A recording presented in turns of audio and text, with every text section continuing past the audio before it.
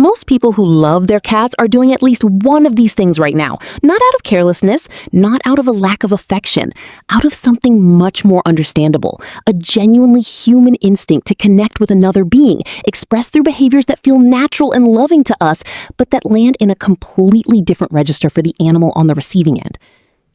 The relationship between cats and trust is one of the most misunderstood dynamics in pet ownership. Most owners assume that if their cat has food, shelter, veterinary care, and a home that is safe and warm, trust will follow naturally.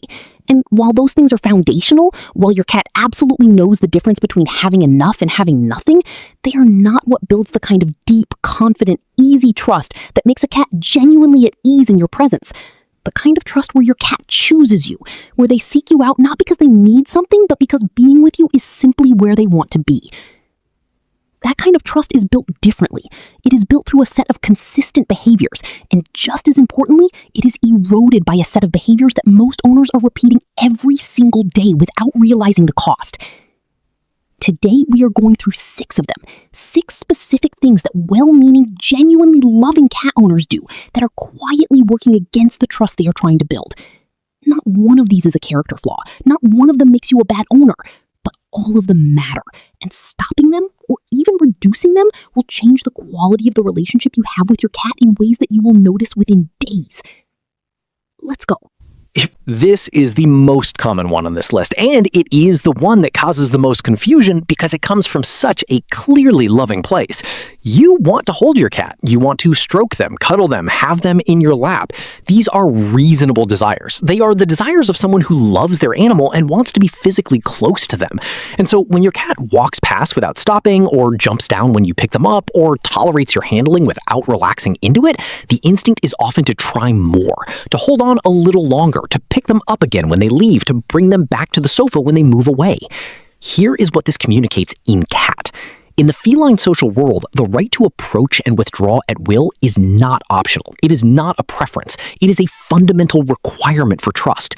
Cats who have the freedom to choose proximity, who can come close and leave close on their own terms, consistently show higher rates of secure attachment, higher rates of social approach, and longer, more relaxed contact durations than cats whose approach and withdrawal are managed by their owners.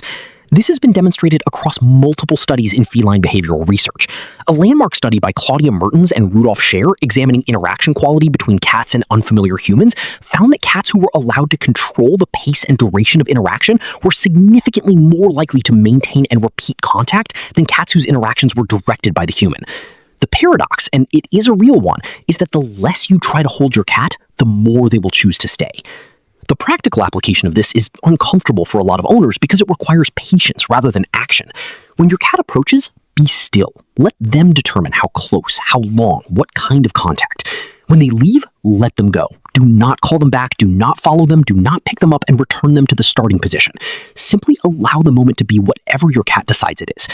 Over time, the cumulative effect of this, of being a person who never overrides their cat's choices about contact, is a cat who seeks you out more, stays longer, and relaxes more completely in your presence because they know with certainty that they can always leave. This one surprises most people because it feels so natural to make eye contact with a being you are fond of. In human social interaction, sustained eye contact is a signal of engagement, affection, and presence. We look at the people we care about. We hold eye contact during important conversations. We associate eye contact with honesty and connection. This is so deeply ingrained in human social behavior that most people cannot imagine it reading as anything else. For a cat, prolonged direct eye contact carries a completely different meaning. In feline social communication, a sustained, unbroken gaze is associated with challenge, with threat, with the specific pre-conflict signaling that cats use to communicate dominance or aggressive intent toward another cat. Cats who are approaching a conflict hold each other's gaze. Cats who are comfortable and safe look away or engage in the slow blink, the deliberate half-closing of the eyes that communicates, I see you, I am not threatening you, we are safe. When you look at your cat with the warm, steady, sustained gaze that you would direct at any being you love, you are, in their visual language, staring them down. And your cat, depending on their temperament, will respond to this in one of several ways: by looking away to signal submission and diffuse the perceived tension, by leaving the room to create distance from the challenge, or if they are a particularly confident cat, by staring back, which initiates a low-level confrontation that neither of you intended and neither of you wants. The correction is beautiful in its simplicity. Look at your cat softly, blink deliberately, let your eyes drop gently away. And when your cat is looking at you and you want to communicate affection, slow blink, close your eyes slowly, hold for a moment, open again. This is the cat's own language for trust and safety, and a human who speaks it, who communicates through the slow blink rather than the sustained stare, is a human whose presence feels significantly safer to a cat than one who simply gazes with well-meaning intensity.